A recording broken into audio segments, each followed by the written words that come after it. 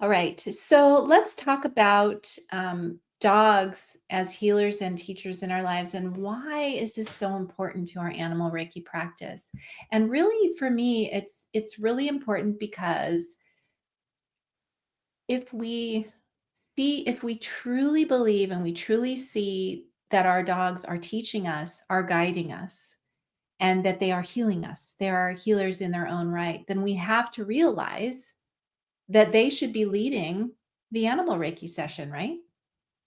Because they actually are the teacher. And so that's, I guess, where my talk is going to go tonight is for you guys to truly to really contemplate and think about when we appreciate our dogs so much and we see all of the gifts they bring to our lives and we understand how deeply they can teach us about what it means to be a better human being.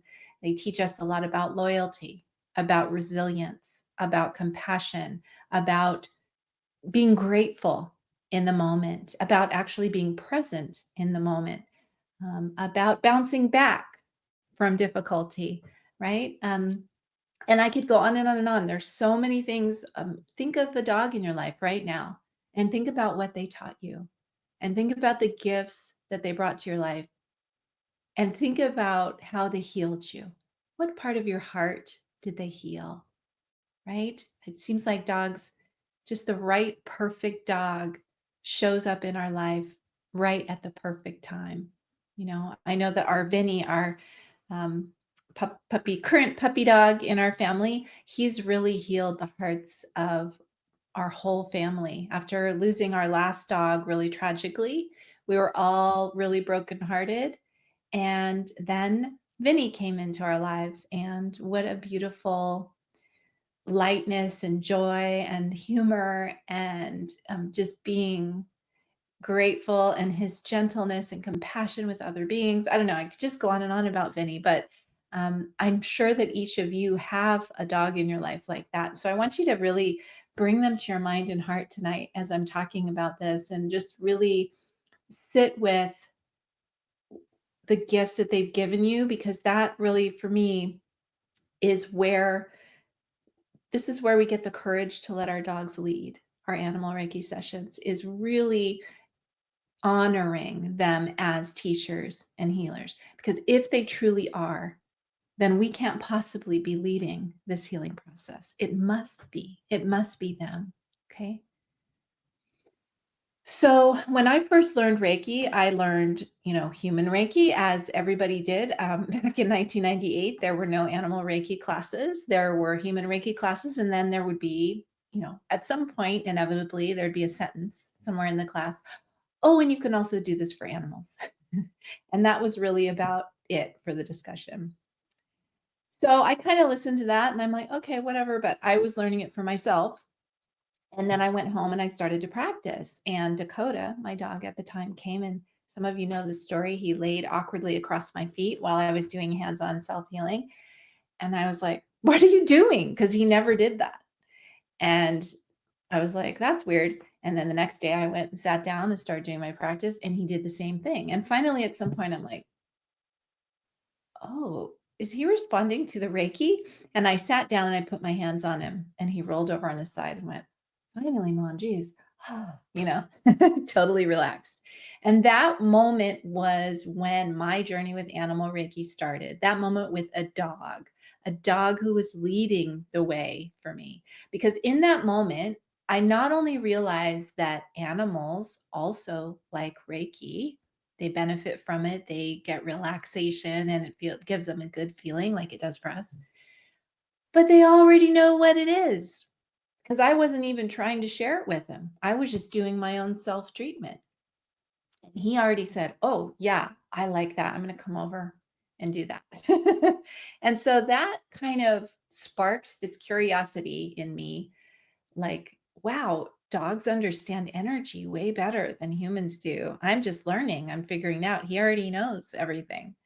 That was kind of where my animal Reiki journey started. So I really have my dog Dakota, my soul dog, who's been gone now since I think 2007, I think was when he passed. Wow.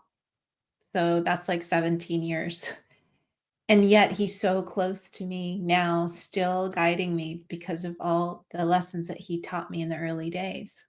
So this dog, this very special dog, Dakota, started me on my journey. And at that time, the only way I knew how to practice animal Reiki was the human way. And so I would sit down with him and I would start doing hand positions on him. And he would just sit there patiently. Every once in a while, he would lick my face. Then he would sit patiently and look deeply in my eyes. He was one of those dogs that always looked in your eyes. And he would be patient. And then I'd say, oh, well, I need to do, the other side. So I would get up and I'd move around and then I'd start doing another series of hand positions like I'd learned for people. And he would just sit there. Sometimes he'd lay down or sometimes he'd roll on his back and give me his belly. And he'd be like, keep on going, mom, keep going. You're learning, you're learning. He was so patient. He was so good. And then I thought, oh, well, Dakota loves this so much. I'm going to go to the shelter where I walk dogs. I'm going to ask my supervisor if I can practice. After I walk the dog, can I do Reiki for them? So that's where I started meeting dogs who didn't know me, who didn't trust me, who maybe didn't trust people at all, and started offering Reiki to them. And I sometimes got a positive reaction and sometimes got a kind of a negative reaction. Sometimes dogs didn't want to connect. They were afraid of me. They saw me coming towards them with my hands, and they saw hands as something not good because of their past. This was not going to work with them. And so I remember there was a really distinct moment where a dog led a session, right? And this was probably just, I was very, very early on, still using human based methods. And so, I was trying to offer Reiki to this dog, and he had just had surgery and he had his hind leg amputated. And so we were in the yard and he was kind of wandering around, and I was kind of following him with my hands like this, trying to do Reiki for him. And finally, I looked at myself and I was like, you look ridiculous. Anyone who walks by is going to be like, what are you doing? And the dog is totally ignoring you. So I'm like, okay, forget this. So I sat down on the ground out there. I sat down and I just rested my hands, palms up in my lap. And I'm just like, oh, you know. And as soon as I settled, he stopped. This dog stopped. He turned and looked at me. He walked over to me. He purposefully turned around and backed up his hind end and all the stitches on his, I remember his right hind leg. And he laid down, he laid that right hind leg little stump with stitches right into my lap. And then he put his head down with his paws between his head. His eyes were open, blinking, and he was just waiting. And I was like, huh? So then I just gently placed my hands just wherever they were naturally in that moment on his hind end.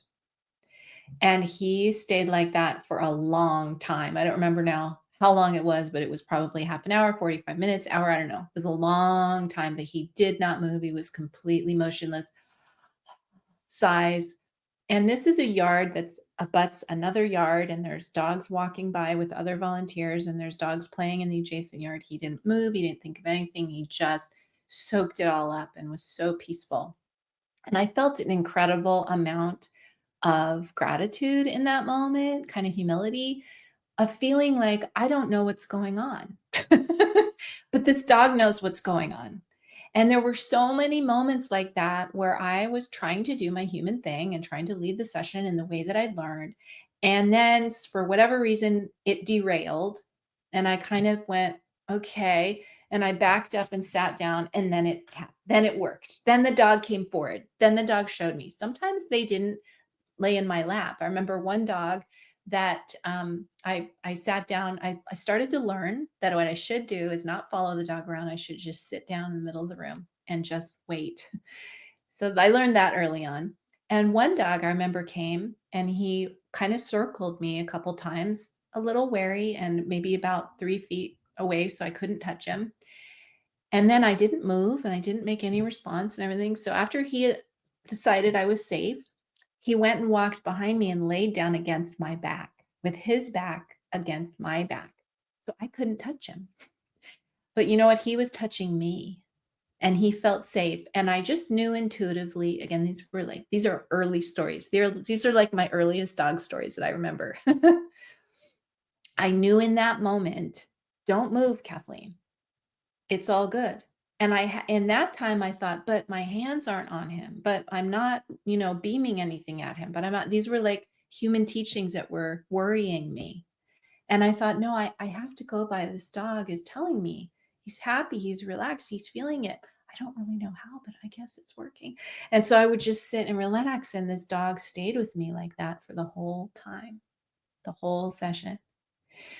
So I started to realize that dogs knew more about energy than I did. They knew what they needed. And if I would give them space to do so, they would teach me and they would show me. It was pretty amazing.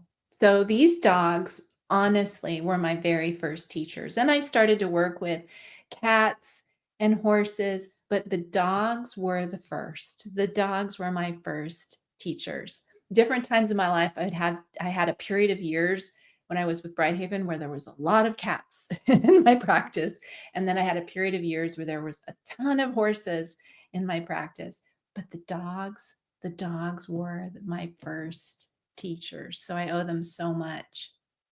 So, when we approach animals with human-based methods, it will work for some dogs, but if we take a step back and instead of taking over the session, if we let them guide the session, we will get so much better responses from every dog because you know what? They know what the energy is, they know what they need, and if we give them the space to tell us, they will tell us. So this is how I started honoring animal agency without realizing I was doing so. It was more of like an intuitive feeling about it that I'm confused, I'm not sure what to do, but the dog seems to know, so I'll just let him guide me.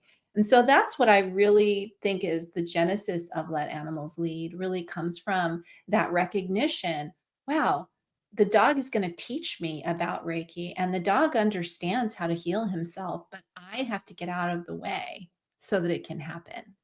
And so over many years of practice, having this repetitive like situation happen where I would come on too strong, I would try to leave the session, the animal would get upset or walk away or leave, and then going, oops, and then backing up and figuring out how to calm my emotions, calm my mind, and all of this. Thousands of sessions. I learned to evolve my approach to honor animals in a new way. And this is to truly see them. If you want to truly see your dog as a teacher to you and a healer, then you have to let them lead. That is the best way that you can show your appreciation and your belief in them. So for me, human Reiki has, permission, right? Consent from the person.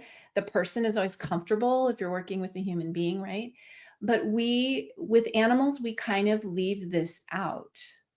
And we think more about our own comfort and our own like protocol rather than what makes the dog happy, right? And so that's where Let Animals Lead really kind of changes things because suddenly what I want, what I think is best, what I'm most comfortable with isn't what matters most. It's what the dog thinks is comfortable, what the dog wants, what makes the dog feel safe. That is what is most important. So let Animals Lead really puts the animal's agency first. So, with a human session, you lie on a massage table. And I've even seen videos where people put dogs up on massage tables and start doing hand positions, just like a human treatment. To me, this is not honoring your dog as a teacher and a healer and all of their knowledge and wisdom. How do we honor them? Do the session in their turf, in the place where they feel safe. Sit yourself on the floor or in a chair, depending on how jumpy the dog is, how big the dog is. You figure out where you're safe and good. But find a place where they feel safe and comfortable and meet them where they are. And then let them approach you. So see, it's a very different way of going about the session because you see the dog, if I give him space, he will teach me. If I give him room, he will show me what healing is and he will show me how he can heal himself. So we always have to consider the dog's consent. This is the other piece that I think is really different when we talk about human Reiki and animal Reiki. Because a human person comes to you and says, "Yeah, I'd like a Reiki session." You're like, "Okay, I have their consent."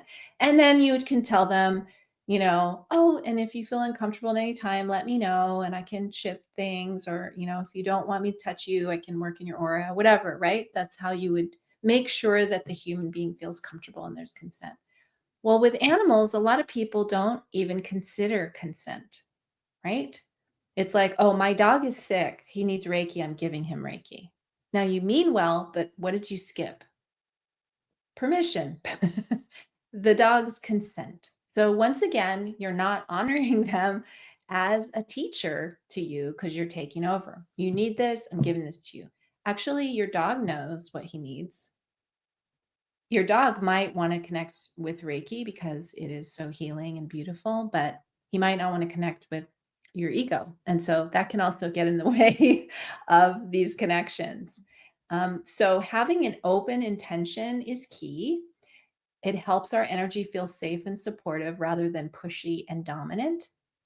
And we should keep in mind that consent is a fluid, changing process. So if a dog says in the beginning, "Yes, this is great, let's do the Reiki session," and then 20 minutes in, they're like, "I'm done," then we need to respect that. So the consent is constantly shifting and changing. We have to keep our awareness to make sure the dog is still comfortable, still happy with the connection, still relaxed, right? Don't just do it at the beginning and then go into your dominant mode. Okay. You have to let the dog lead you every step of the way. So, the other part of letting dogs lead, besides letting go of hand positions, which I've already kind of illustrated in those two stories of shelter dogs who showed me where to place my hands or not to place my hands, right? So we kind of have to let go of that whole protocol that I used to do with Dakota many years ago. Besides that, the other piece that dogs have taught me is let go of your mental focus on what's wrong.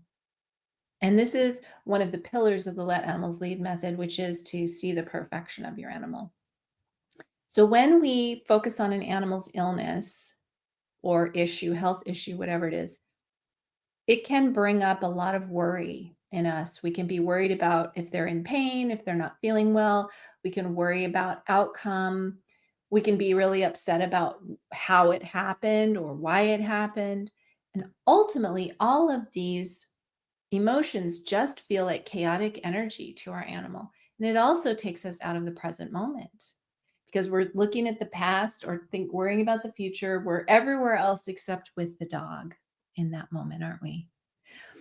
But if instead we let go of what's wrong, we go deeper and see the heart and spirit of the dog, we see that their essence, their soul, is a perfect, beautiful light that no illness can ever touch. So we have to put on our Reiki glasses. We see with the lens that really sees soul to soul. My soul sees your soul. On that level, there is no issue, there is no problem, there is just the light. And we can sit in that space. All is well, all is well, all is well. Now, this completely shifts our energy. So, if you can imagine our energy of chaotic emotions, worry, upset, not being present, or the energy of a person who's fully present with an open heart, who lets go of what's wrong, sees the spirit of the animal, and is exuding a radiance that everything is good. Everything's well. Yes. Imagine if you were a dog, who would you want to sit next to? Well, if even if you were a person, who would you want to sit next to? I think we all know, right? So the idea of shifting our state of mind is a way to make our energy more comfortable and more safe for the dog. But again, it's very different than we might practice if we're with people because the way that we relate to Reiki sessions is very different. Like if I go to get a Reiki session and I have a migraine, I'm going to tell the practitioner, "Oh, I have a migraine. Could you put your hands over my eyes?" And that really is gonna feel good to me. It's almost like with people, we need to make contact with those areas, those tender areas, to give ourselves permission to let them go and to shift that energy that's stuck and to just but this isn't the way that dogs heal. It's not the way that they connect to that energetic space. So if you really want to let your dog teach you and show you the way to healing, then you have to trust that even if they connect and heal in a different way, it's not wrong. It's just different. The way they connect.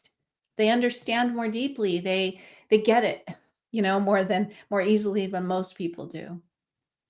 But it just means that we have to take a step back and give them the space to show us these things, you know? So, just as we have evolved human Reiki sessions over time to make them more comfortable, we do things like add music and we add, we have these. The last Reiki session I got had a heated table that also had like this infrared healing light that came up from it. Have you guys ever heard of those? I was like, what? It was like the best table, the most relaxing thing, right? I'm like, yes, this is a good change from the old days, propping pillows on the floor and, while you're, like, raising money to buy a massage table. I remember those old days and Reiki days. Now it's all evolved into this high-tech, amazing, supportive aromatherapy and amazing music, right? Human Reiki sessions. Let's evolve our animal Reiki sessions for the animals. And how do we do that? By recognizing that they're leading us, that they're teaching us, and listening to what they're saying to us when they're comfortable, when they're not comfortable, and changing, you know, our method, our approach to make them more comfortable. We have to be willing to keep evolving. I feel like I learn more all the time. Animals are teaching me all the time. And so I don't feel like it's a done deal. I feel like I'm still learning, I'm still growing. And we should all be that way if we really want to honor our dogs as healers and teachers. So we have an open intention where we listen for consent and we constantly watch their behavior and make sure they're comfortable. And we hold space through meditation rather than performing an energy treatment with hand positions on, ailments, right? A very different approach. We also keep our thoughts positive, looking deeper than what's wrong, seeing their soul, right? And through this whole thing, our dogs are leading the way. Our dogs are showing us. And guess what, guys? There's no one formula. Every dog is different. Some dogs are really active during a session. Some dogs are a total couch potato, lay down and snore and dream during a session. Some dogs, it's a combination of rest. And then they hear a noise, they go check it out, then they come back and they rest. Some dogs will drink a bunch of water in the middle of a session and then come back and lay down, right? Some dogs will want to be close to you. Some dogs will want to be 10, 15 feet away from you. And I've worked with dogs who are so self conscious that they go just out of eyesight before they'll relax. They just want to make sure you can't see them. Then they just are flat out pancake having a Reiki nap. And there's been many sessions where I do the session, the dog looks at me for a time and then walks out of the room and I do the session for 30 minutes or so. And then I'm like, okay, well, I guess I'm finished. But I've learned, then I get up and I tiptoe and I look around the corner. And a lot of times they're just right around the corner, completely flat out relaxing. So every dog deserves, don't you think, the ability to make the choice of how they connect in the animal Reiki space, what that connection looks like, how close it is physically, whether they want to get up and move or whether they want to be still. Don't you think every dog deserves that choice? Absolutely, right? And this is what the Let Animals Lead method is really based on is giving dogs that agency so that they have space to make that decision. So first you have to recognize they're teaching us and they are healing. They are healers on their own, and that gives us courage. Then we say, "Okay, it's okay if I take a step back. and hold space and trust. It requires a lot of trust in our dogs, trust in their wisdom, their ability to connect, to know how to connect, and everything else. So these are some of my um, thoughts about my journey, how it evolved, why it evolved, and why I hope all of us can continue to learn from dogs and continue to evolve our practice, because one of the great things about dogs is they're so demonstrative in how they respond to things. You can really tell if a dog doesn't like something, or if a dog really likes something, or if a dog is super happy, or if a dog is like not thrilled, right? They're very, very demonstrative. And so we can, in the beginning, just see from their behavior, oh, that worked, oh, that didn't work, right? And then over time, you start to feel the congruence of the energy when things are good and flowing, and kind of the sort of stickiness and of the energy when they're like, stay away from me. You can start to feel that energetically, but their behavior really points us in the right direction. So when you're meditating and doing your animal Reiki practice with dogs, keep your eyes open, be flexible, listen, and remember to stay positive. Keep joy in your heart while you're with them. So, those were some of the things I wanted to talk about tonight. And now I'd love to open it up to any of you who might have a question or a story about a special dog that you would like to share. This month in my Mighty Networks community, we're focusing our intention on dogs in the world, all dogs in the world. We invite them to share the space with us, with a special place in our hearts for dogs who are in shelters or who may be on the streets, who do not have a safe place or a family, that we hold them in love and light, compassion, peacefulness, and harmony, and really send them that message that all is well from our soul to their soul. So that is our focus this month. So if you want to join us this month in your daily meditation practice, please remember the dogs, the beautiful dogs of the world. All right.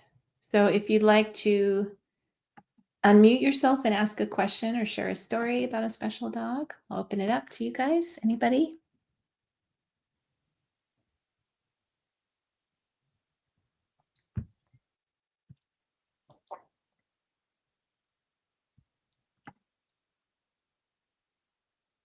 I'm just thinking of all the dogs that I've had in my family and in the shelters since I've recently moved to a different state and haven't settled in enough. I've been looking at shelters and researching what might be a good fit here, but I haven't got that established yet. And I'm just hearing all this. I do just work with the dogs and shelters, and hearing all this, it's like really, okay, you got to get that moving, Robin. This is, I'm missing it a lot and Mm. remembering so many wonderful, wonderful times I shared with dogs, especially in shelters.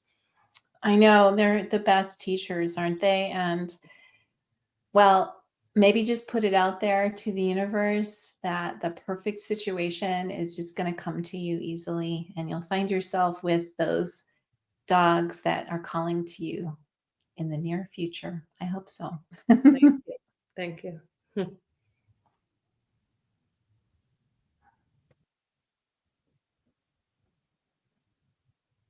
Anybody else?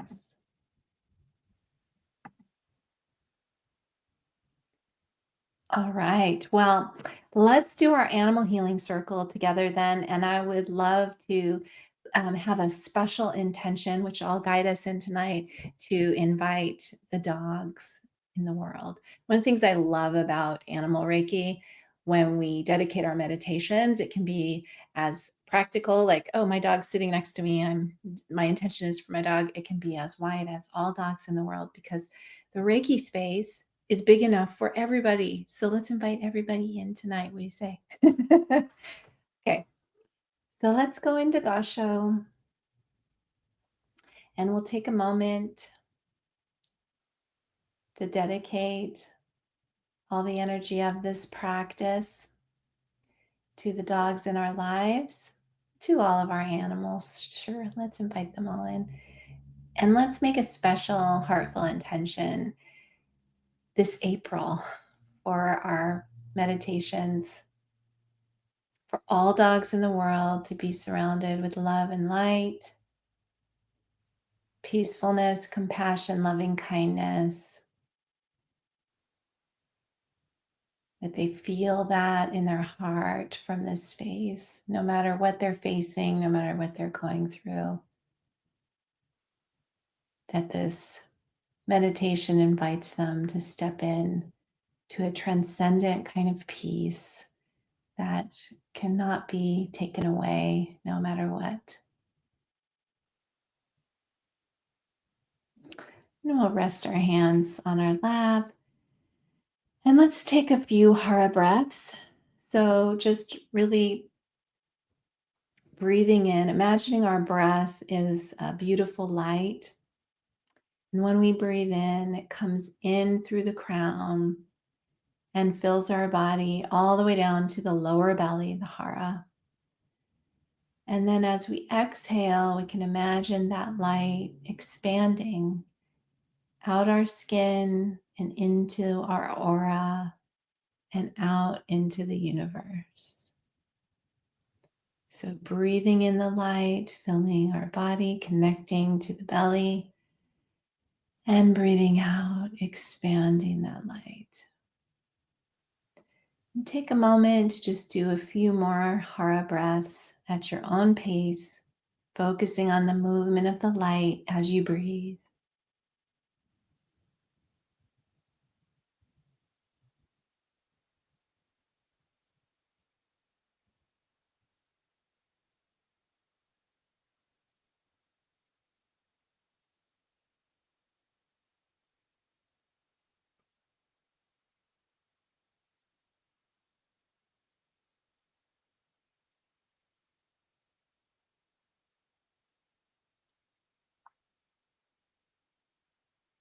And then relaxing your breath and just see yourself sitting in this beautiful light, the light within and the light all around you. And imagine this light is filled with peace, harmony, perfect balance, loving kindness, compassion. And we just hold this space as an invitation to the animals to step in and connect if they wish. Again, letting go of our expectations, allowing the animals to lead this process. And so we just hold space, just relax into the shining of the light.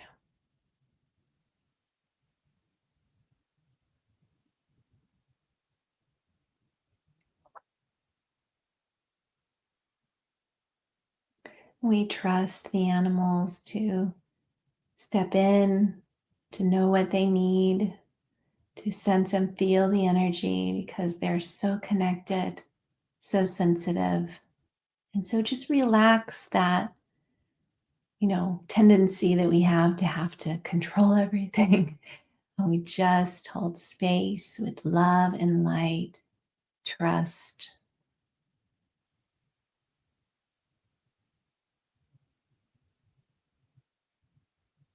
And this is how we just be Reiki with our animals, just letting go, radiating that beautiful light, and just knowing that all is well.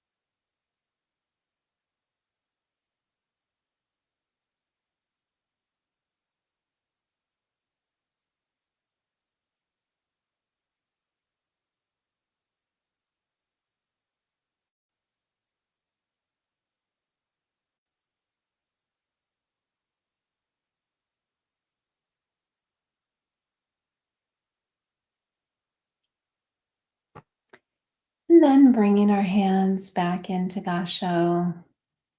Just take a moment to thank the animals, however they chose to step in this moment, to this space, to this meditation was just perfect. And setting your intention to finish, take a nice deep breath and slowly come back and open your eyes.